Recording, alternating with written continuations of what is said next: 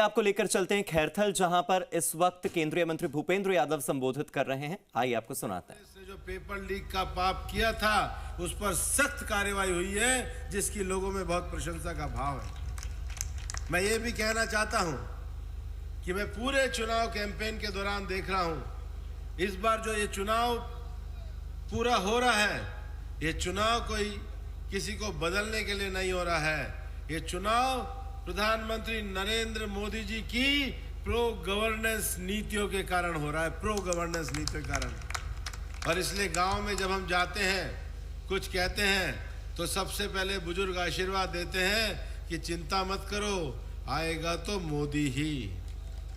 हमारी माताएं बहनें, मुख्यमंत्री जी, मैं रामेश जी जा रहे थे, दो बुजुर्ग महिलाएं खड़ी थी, उन्होंने तुरंत हमारी गाड़ी रोकी और कहा कि गांव की ये समस्या है।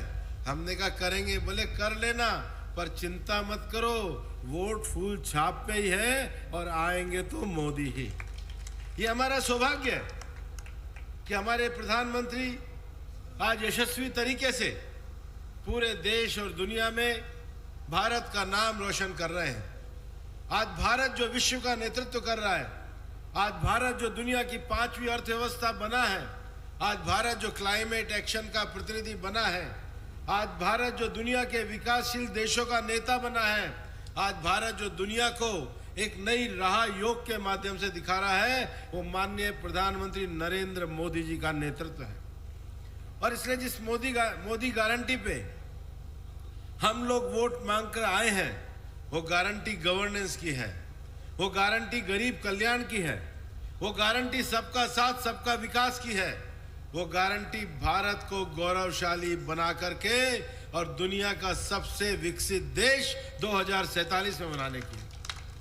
माननीय मुख्यमंत्री जी, इससे बड़ा सौभाग्य का दिन आज इस देश का हो नहीं सकता कि 500 साल से हम रामनवमी मना रहे थे, 500 साल से हम नवरात्रे कर रहे थे, 500 साल से हम लोग राम लीला कर रहे थे, रामायण का पाठ कर रहे थे, लेकिन ये सब करते हुए भी हमारे दिल में एक टीस रहती थी कि राम लला को अपना पर्याप्त सम्मानजनक गौरवपूर्ण स्थान नहीं है। आज देश की वो पहली रामनवमी है जब राम लला अपनी भव्य प्रतिष्ठा के साथ अयोध्या में विराजमान है। माननीय मुख्यमंत्री जी, माननीय प्रधानमंत्री जी के नेतृत्व में 2024 का चुनाव एक विकसित भारत की यात्रा का चुनाव है। ये चुनाव देश के उन हमारी बहनों महिलाओं का जो स्वयं सहायता समूह के माध्यम से देश में काम करती है, उनके आर्थिक स्वावलंबन का चुनाव है।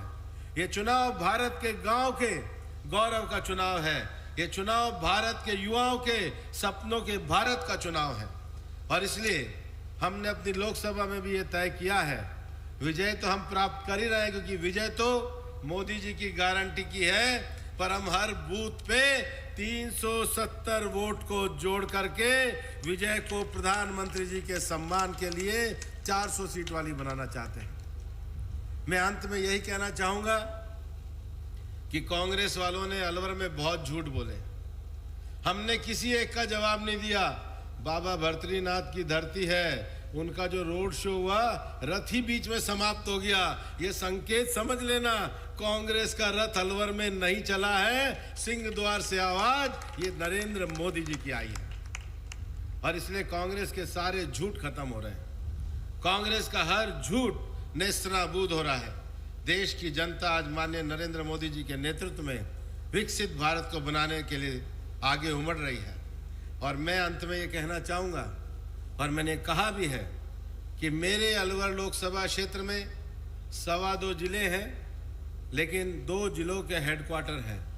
एक सांसद के रूप में मेरा एक अलवर जिला हेडक्वार्टर है और एक खैरथल जिला हेडक्वार्टर है। आपके सांसद का कार्यालय दोनों जिला हेडक्वार्टर पे होगा, क्योंकि दोनों का समान विकास करना ये आपके सांसद का दायित्व होगा। और खैरथल वालों को ज़्यादा चिंता नहीं करनी चाहिए, उनके साथ यहाँ रेलगाड़ी रुकवा कर ही बैठ करके जाऊंगा।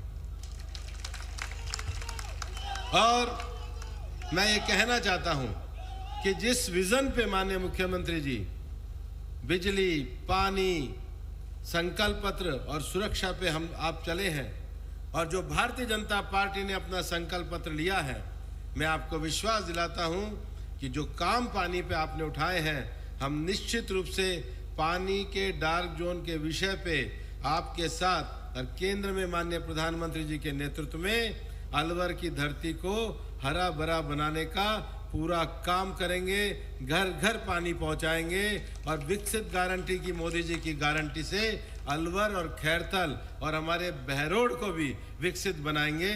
जय हिंद, जय भारत। हमारे भी तो अलवर से बीजेपी प्रत्याशी और केंद्रीय मंत्री भूपेंद्र यादव को आप सुन रहे थे। कांग्रेस के ललित यादव के सामने ताल ठोक रहे हैं भूपेंद्र यादव। अलवर लोकसभा सीट से भूपेंद्र यादव इस बार भारतीय जनता पार्टी के प्रत्याशी हैं और उन्होंने साफ कहा कि ललित यादव की तो रैली में महर्षि भृतहरि का रथ रुक गया था, यानी कि यह संकेत है कि इस बार अलवर में कांग्रेस का रथ आगे नहीं बढ़ने वाला, यानी कि जीत तो बीजेपी की ही होगी। और भूपेंद्र यादव ने अपनी जीत का दावा किया है। इसी के साथ उन्होंने जल संकट पर बातचीत करते हुए ये कह दिया है कि जल संकट दूर होगा, पेयजल संकट दूर होगा और इसके लिए केंद्र सरकार आने वाले समय में जरूर काम करेगी। 370 के पार 400 के आंकड़े तक बीजेपी को संसद में लेकर जाना है। यह अपील भूपेंद्र यादव ने जनता से की है।